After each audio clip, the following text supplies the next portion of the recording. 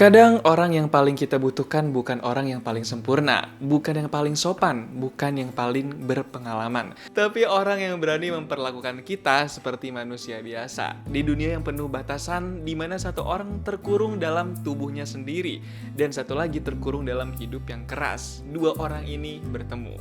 Bukan sebagai pasien dan perawat, tapi sebagai dua manusia yang sama-sama butuh sesuatu. Yang satu butuh bantuan, yang satu butuh kesempatan. Dan tanpa mereka sadarin, pertemuan itu akan mengubah hidup keduanya selamanya dalam film The Intouchables.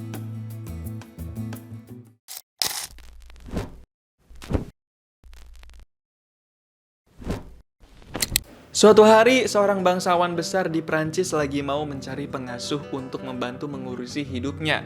Seorang bangsawan itu kondisinya lagi cacat, dia lumpuh total, makanya butuh orang buat jadi pengasuhnya. Cowok di sebelah kiri yang pakai kursi roda itu adalah orang bangsawan yang lumpuh total. Dia namanya Philip. Sedangkan cewek yang lagi wawancara kandidat calon pengasuh buat Philip itu adalah asistennya Philip. Dia namanya Magali. Awalnya, Magali ngerasa semua kandidat calon pengasuh itu pada biasa-biasa aja, nggak terlalu ada yang menarik. Sampai akhirnya tiba-tiba ada cowok kulit hitam yang penampilannya berandalan banget. Dia nyelonong masuk ke dalam buat ketemu sama Philip. Cowok berandal itu namanya Dries. Dia bilang dia datang ke situ karena butuh tanda tangannya Philip. Dries bilang dia butuh 3 tanda tangan lagi di suratnya supaya bisa dapat bantuan uang dari pemerintah. Dries nggak peduli diterima kerja atau kagak, yang dia butuhin cuma tanda tangan. Fait une signature. Je me suis présenté à l'embauche, que malheureusement, malgré les qualités évidentes, bref, le narrateur me dit comme quoi vous n'êtes pas intéressé. Il faut 3 refus pour que je puisse retoucher mes essais uniques. Tapi Philip bilang dia nggak bisa kasih tanda tangannya sekarang. Kalau mau, Dries balik lagi besok pagi. Dan Philip bakal kasih tanda tangan di suratnya Dries itu. Abis dari situ, Dries pulang ke apartemen kecil dan sempitnya. Di apartemen itu, Dries sebagai anak pertama tinggal bareng banyak banget adik-adiknya yang masih pada kecil dan sekolah. Dia mau mandi di kamar mandi aja harus barengan dan direcokin tuh sama adik-adiknya. Besok paginya, dia juga tetap harus bersinggungan sama banyak adik-adiknya tuh. Di apartemen sekecil itu, mereka dempet-dempetan mulu pastinya. Malamnya, Dries dimarah-marahin sama ibunya yang baru pulang kerja. Si ibu ngomel dan marah ke Dries karena Dries pergi selama 6 bulan gak ada kabar apapun. Gak ada yang bantu biaya rumah. Makanya si ibu emosi tuh. Saat itu karena Dries nggak ngejelasin apa-apa ke si ibu, jadinya si ibu makin gak terima. Dia ngusir Dries supaya pergi dari apartemen. Si ibu muak sama Dries. Karena diusir, jadinya Dries pergi kumpul sama temen-temennya tuh. Untung dia punya temen-temen yang mau berbagi makanan bareng. Walaupun di tengah keramaian itu, justru dia kadang ngerasa kesepian. Dries begadang sampai pagi hari. Pas pagi itu, dia langsung naik kereta buat pergi ke rumah bangsawan yang pengen dia tagih janji tanda tangannya, alias si Philip. Pas baru masuk, Dries langsung disapa dan ditemenin sama Bu Foni. Tapi Bu Foni belum kasih suratnya ke Dries tuh. Dia malah nyuruh Dries buat ikut masuk ke dalam terus. Ternyata Bu Foni malah ngajak Dries buat house tour tuh. Sambil dijelasin nanti Dries bakal kerja jam berapa sampai jam berapa dan kerjanya ngapain aja. Lah, Dries langsung bingung dong. Padahal dia nggak ngelamar kerja jadi pengasuhnya Philip. Dia cuma mau minta tanda tangan. Dries langsung bilang kalau dia nggak tertarik buat jadi pengasuh. Bien la déco, la musique, tout ça c'est très bien. Mais a priori je vais pas l'acheter. J'ai pas prévu la journée. Bon, écoutez, on m'a demandé de faire une visite. Moi aussi, j'ai touché un fauteuil. De toute façon, c'est bientôt fini. Tapi Bu Foni nggak peduli, dia malah lanjut kasih tahu kalau Dries juga dapat kamar sendiri di situ. Jadi Dries bener-bener bakal hidup dan kerja dengan nyaman dan enak nih nanti. Dries ngelihat sekeliling kamar itu sambil heran kebingungan. Dries mulai ngerasa kagum dan tergugah pas dia ngeliat kamar mandinya. Di situ luas banget dan ada bathtub mewah. Dries langsung mulai tertarik nih. Abis itu Dries langsung ketemu sama Philip. Philip bilang dia udah tanda tanganin suratnya. Ada di atas meja, jadi Dries bisa ambil sendiri. Bukan cuma itu, Philip juga langsung belak-belakan kalau dia mau tawarin Dries percobaan kerja selama 1 bulan. Kalau cocok, nanti Dries bisa lanjut. Dries jadi mau nih coba ikutin percobaan sebulan. Besoknya, Dries udah bawa baju-bajunya buat ikutin masa percobaan 1 bulan itu. Dia tanpa mikir apapun nih, mau coba ikut masa percobaan sebulan itu. Abis itu, Dries langsung diajarin sama dokter Marcel gimana caranya ngerawat Philip. Mulai dari meregangkan otot, tapi Dries malah nggak niat tuh belajarnya sampai ketiduran. Habis itu, Dries juga langsung belajar gimana caranya angkat Philip dan memposisikan duduk di kursi roda. Dries sama sekali nggak ada ketakutan buat mencoba, tapi dia nggak tepat melakukannya. Setelah itu, Dries juga belajar gimana caranya memandikan Philip. Walaupun kaku banget tuh si Dries, nggak pernah mandiin orang lain, tapi dia mau terus belajar. Bukan cuma itu, Dries juga belajar cara pakai stocking ke kakinya Philip, karena Philip harus selalu pakai itu biar darahnya mengalir dengan lancar. Tapi yang bikin Dries kesel, suatu saat dia juga harus bersihin kotoran dan bagian belakang Philip pakai sarung tangan. Dia langsung protes ke dokter Marcel. Pas de pro, pas prêt. Je fais pas ça. Je suis pas qui d'un mec que je connais pas. Même un mec que je connais, d'ailleurs, je suis pas son cul. Je ne plus personne en général. C'est une question de principe. On peut en parler plus tard. Sampai-sampai saking keselnya, Dries sampai bilang kalau dia ogah sekalipun ngelakuin tugas membersihkan bagian belakangnya Philip. Besoknya, Dries mulai kerja meregangkan otot-otot tubuh Philip lagi. Dia kerja sambil bercanda tuh, biar nggak serius-serius amat. Habis itu, Dries juga buka-bukain surat dan nunjukin ke Philip. Ada beberapa surat pribadi yang dikumpulin di suatu berkas karena Philip bakal baca itu nanti. Bukan cuma itu, Dries juga suapin makanan ke Philip. Dan dia juga angkat telepon yang masuk ke HP-nya Philip dan nempelin ke kupingnya Philip. Dries bener-bener mulai melakukan banyak hal buat Philip nih. Besok paginya, Dries asik dengerin musik pakai headset sambil mandi di bathtub. Dia sampai nggak denger ada telepon masuk dari Philip tuh. Padahal Philip lagi manggil-manggil dia. Sampai-sampai saking gedeknya, Bu Fonny sampai masuk ke kamarnya Dries. Dia mencoba panggil Dries. Tapi tiba-tiba Bu Fonny nggak sengaja lihat isi tasnya Dries. Dan di dalam situ ada beberapa alat tajam. Bu Fonny langsung penasaran tuh kenapa Dries bawa-bawa itu. Tapi Bu Fonny masih belum ngomong apa-apa. Setelah itu, Dries bakal nganterin Philip buat pergi ke suatu tempat nih. Dries bakal nyetir mobil mewah punya Philip itu. Dia kesenengan tuh bisa ngerasain nyetir mobil mewah gitu.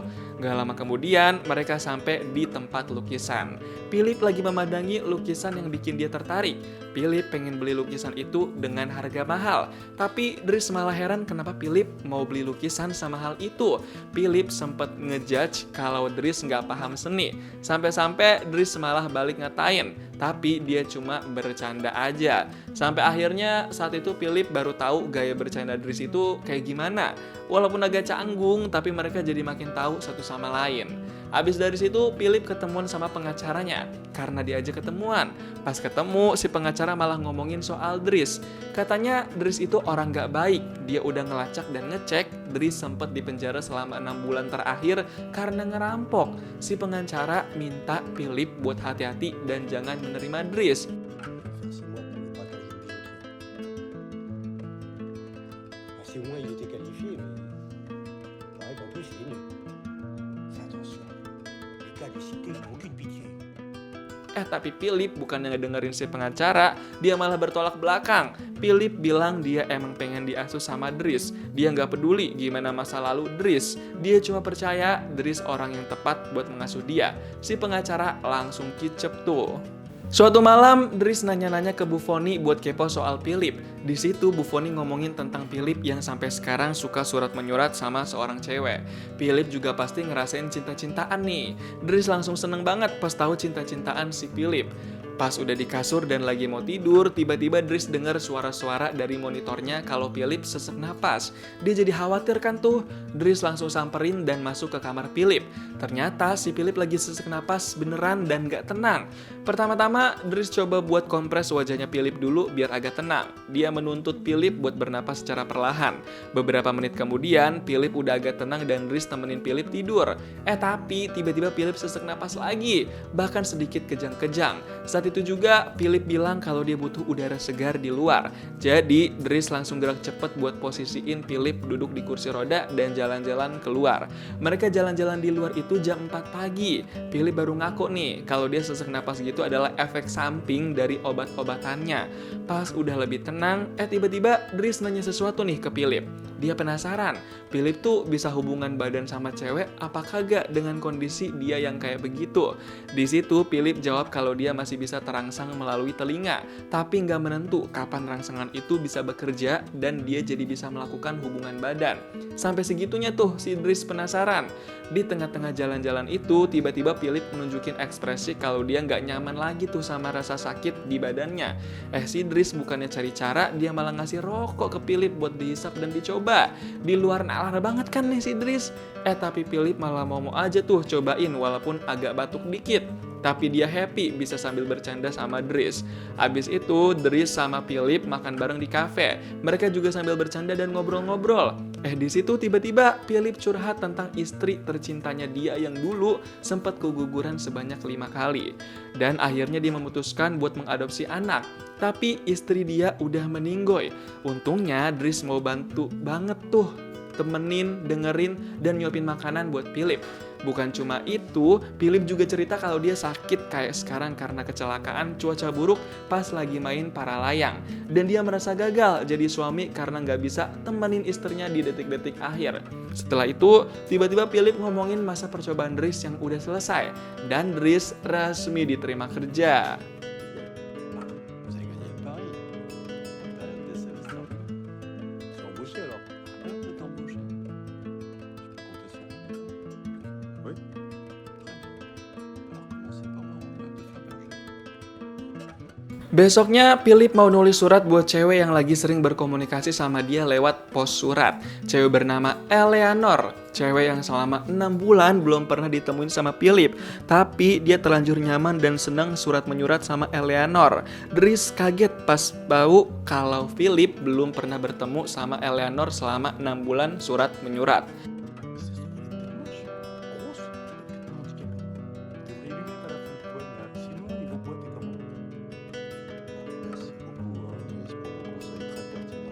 Akhirnya Dries nyaranin Philip buat coba telepon Eleanor.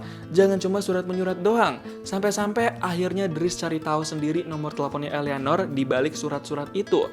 Dan dia mau nekat langsung coba telepon tuh. Padahal Philip belum siap. Gila banget kan? Sampai akhirnya Philip terpaksa tuh ngomong di telepon yang udah diangkat sama Eleanor. Dia agak panik gitu, tapi berusaha tenang dan ngobrol senatural mungkin sambil sedikit-sedikit romantis. Philip bener-bener spontan banget ngelakuin ini. C'est fou comme ça, je me suis dit, mais pourquoi pas lui téléphoner? Non, rien. Je suis en deuil.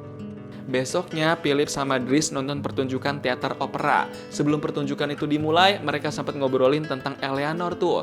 Nggak ada hari tanpa ngomongin Eleanor. Namanya juga belum pernah ketemu kan, jadi cuma bisa dibayangin aja. Pas pertunjukan teater operanya dimulai, Philip sama Dries malah kebanyakan ketawa-ketiwi ngeliat pertunjukan itu.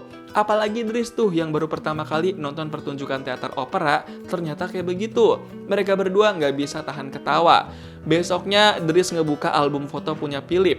Di situ dia memuji-muji Philip ganteng, apalagi pas foto di kursi roda. Saat itu juga, Dries menyarankan supaya Philip kirim surat sekalian kasih foto dia di kursi roda itu ke Eleanor. Tapi Philip agak ragu gitu tuh. Tapi pas malamnya, Philip malah nyuruh Buffoni buat ganti foto kursi roda itu dengan foto waktu dia belum sakit. Dia malu tuh buat nunjukin kondisi terkininya ke Eleanor. Buffoni nurutin aja dah maunya Philip, walaupun Dries nggak tahu soal itu. Di samping itu, Dries lagi asik coba ngelukis di dalam kamarnya tuh. Entah apa yang dia coba lukis, tapi dia kelihatan seneng banget ngelakuin itu. Besok paginya tiba-tiba Dries jadi lebih semangat nih buat merawat dan ngedampingin Philip. Mereka juga jadi makin sering dan seneng buat bercanda-bercanda. Dries makin hafal gimana caranya mandiin Philip, dandanin Philip biar ganteng. Pokoknya mereka udah makin akrab dan Dries bisa diandalkan banget sama Philip dah. Mereka berdua makin seru pokoknya. Satu hal lain yang penting juga, Philip diajarin gimana caranya supaya bisa tegas sama anak adopsi dia. Biar anaknya dia itu nggak semena-mena atau seenaknya. Nggak disangka-sangka ternyata Philip belajar banyak dari Dries nih. Suatu hari Dries nunjukin hasil lukisannya ke Buffoni, Magali, dan Philip. Dries pede banget tuh lukisan abstraknya bagus dan bernilai tinggi. Dia bener-bener asal-asalan banget. Random banget emang si Dries ini ya. Hari-hari setelah itu, chemistry Philip sama Dries makin kuat. Mereka jadi nyaman banget main dan bercanda-canda. Apalagi Dries yang nyaranin Philip buat ganti kursi roda pakai yang lebih cepet tuh biar bisa ngebut. Ada aja emang idenya si Dries ini ya. Suatu hari Philip ulang tahun dan Buffoni mengumpulkan semua keluarganya Philip buat merayakan. Acara intinya saat itu hikmat banget. Di acara itu Dries sengaja duduk di samping Megeli supaya bisa modus tipis-tipis. Dia kan naksir berat tuh sama Megeli. Untungnya Megeli mau-mau aja dideketin sama Dries. Di tengah-tengah acara itu Dries nggak sengaja lihat anak adopsinya Philip yang lagi nangis di kamarnya. Si anak nangis karena habis diputusin sama pacarnya. Dries langsung ketawa pas tahu itu. Karena menurut dia itu konyol. Apalagi si anak minta tolong Dries supaya ngomong sama mantannya si anak. Di situ Dries bilang dia ogah ngomong sama mantannya si anak kecuali kalau dibayar. Habis itu Dries ngobrol sama Buffoni. Di situ Dries nanya ke Buffoni, Megeli tuh pernah nanya-nanya sesuatu tentang dia atau enggak. Dries pede banget nih kalau Megeli sebenarnya tertarik juga sama dia. Buffoni sampai ketawa dengar kepedean Dries itu. Ah,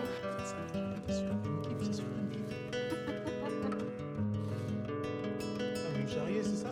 Non. Non, mais charrier, c'est pas grave. Je reviendrai à Magali dans mon... L'espoir fait vivre. Pas acara itu udah selesai dan semua pengunjung udah pada pulang, Philip sengaja tuh menahan pemain musik orkestra buat mainin lagu-lagu klasik kesukaannya buat ditunjukin ke Dries. Dan ternyata Dries bisa suka sama lagu-lagu klasik. Dia sampai kegirangan tuh. Padahal selera musik mereka sebelumnya berbeda. Mereka menikmati musik itu sambil ngisep udut juga nih biar santuy. Lama-kelamaan Philip jadi suka ngudut juga tuh gara-gara Dries. Gokil emang, mungkin kelihatannya negatif, tapi semenjak sama Dries, Philip jadi lebih bahagia. Bukan cuma lagu klasik kesukaan Philip doang yang dimainin di situ. Dries juga nyetel lagu asik yang bisa bikin dia joget. Dia setel di depan semua orang yang tersisa tuh. Dia jadi joget-joget di situ buat nyebarin kebahagiaan bersama. Dries mau merayakan hari besar bagi Philip. Dia kelihatan pede dan seneng banget tuh. Bahkan Dries sampai bisa bikin semua orang di situ ikut joget. Berasa positive vibes banget nih si Dries. Allez, bougez-vous un peu! C'est l'anniversaire de Philippe! Voilà, Hugo, c'est bien le faire!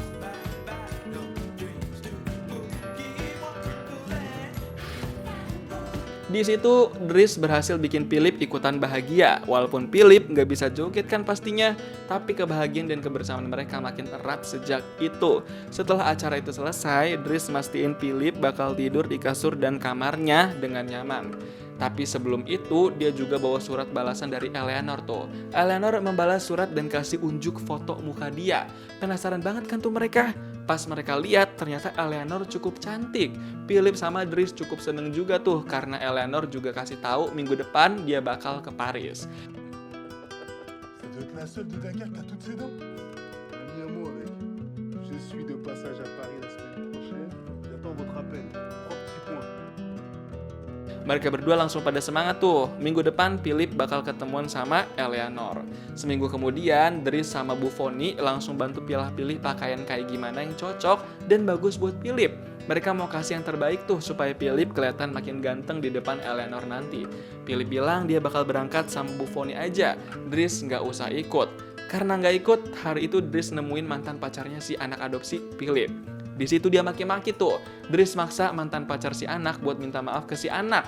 Karena putusinnya nggak baik-baik. Dia sampai ketakutan dan mau nurut sama Dries. Bukan cuma itu, Dries seharian sampai malam juga memantau dari jauh ibunya. Dia yang lagi kerja. Sekarang pas udah pulang kerja, Dries nggak berani menyapa ibunya. Dia padahal penasaran banget tuh pengen coba mendekat lagi. Gak lama kemudian, Philip telepon Dries buat jemput di restoran karena dia nggak ketemu sama Eleanor. Philip bete dan pengen pergi berdua aja sama Dries. Dia pengen cari udara segar dan happy-happy sama Dries. Untungnya Dries mau tuh. Philip sama Dries naik pesawat pribadi punya Philip. Mereka mau ke suatu tempat yang agak jauh dan berduaan nih. Berasa private banget kan? Di situ tiba-tiba juga Philip ngasih sesuatu yang bikin Dries senang. Dia ngejual lukisannya Dries dan dapat harga mahal. Dries langsung ngerasa makin pede nih kalau dia jago melukis karena dibayar gede hasil lukisannya. C'est votre code sur le marché de l'art. J'ai pu vous en obtenir 11 000 €. Vous voulez continuer? C'est un sacré talent. Ah oui, très très bon business. En plus, je le sentais bien. Je sentais bien, il y avait un truc qui s'est fait comme ça d'instinct. Gila, keren juga ternyata si Dries ini ya. Ternyata Philip pengen main para layang dong. Dia nggak ada traumanya nih walaupun pernah kecelakaan sampai bikin dia sakit kayak gitu. Yang ada malah si Dries yang khawatir dia bakal kenapa-kenapa. Tapi tetap aja tuh berdua gas main para layang. Dan dua-duanya sama-sama happy bisa ngerasain itu bersama. Pas malamnya udah balik lagi ke rumah, Dries malah dibikin shock karena Bu Foni bilang ada orang yang mau ketemu sama Dries. Pas dilihat ternyata orang yang mau ketemu sama Dries itu adalah adiknya Dries. Langsung heran kan tuh, Dries langsung bawa adanya itu ke kamar dia. Adanya dimarah-marahin tuh, kenapa nggak pulang ke rumah dan ada luka di kepalanya. Mereka sampai jadi cekcok di situ. Dries mengira adanya itu banyak cari masalah, tapi akhirnya adanya itu dibolehin buat di kamar Dries dulu tuh. Habis itu di luar rumah, Dries langsung telepon si ibu buat kasih kabar kalau adanya ada sama dia. Dries bener-bener jadi stres nih karena harus mengurus adanya dan berurusan sama si ibu. Philip nggak sengaja dengar percakapan Dries sama ibunya karena berisik. Pas masuk ke dalam lagi, Philip bilang kalau dia ngelihat adeknya Dries mirip sama Dries. Tapi Dries bilang bocah itu bukan adeknya. Dan yang dia telepon tadi bukan ibunya. Dries akhirnya curhat kalau dia itu dari kecil nggak punya ibu sama bapak. Dia tinggal sama om dan tantenya yang saat itu belum bisa punya anak. Wah gila, ternyata Dries masa lalunya kelam juga ya.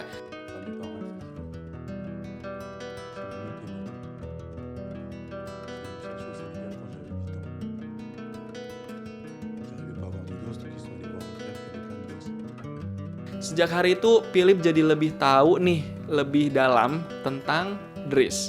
Besoknya tiba-tiba ada mantannya si anak adopsi Philip yang datang buat kasih makanan. Dia beneran ngelakuin minta maaf nih buat anak adopsinya Philip. Wah, pengaruh Dries berarti beneran sekuat itu ya. Gak lama kemudian, Dries memutuskan buat berhenti kerja jadi pengasuhnya Philip. Dia mau balik ke keluarganya dan mengurusi keluarganya. Dia merasa akan merepotkan banget kalau ada orang lain dari keluarga dia yang ikut tinggal di rumahnya Philip. Dia pamitan tuh sama Megeli. Saat itu juga, pencarian pengasuh baru langsung dimulai buat gantiin Dries. Bukan cuma itu, Dries juga pamitan sama Bu Foni. Bu Foni agak sedih tuh mau berpisah karena dia sering banget bersinggungan sama Dries. Sebelum Dries pergi, Bu Foni ngasih sesuatu ke Dries.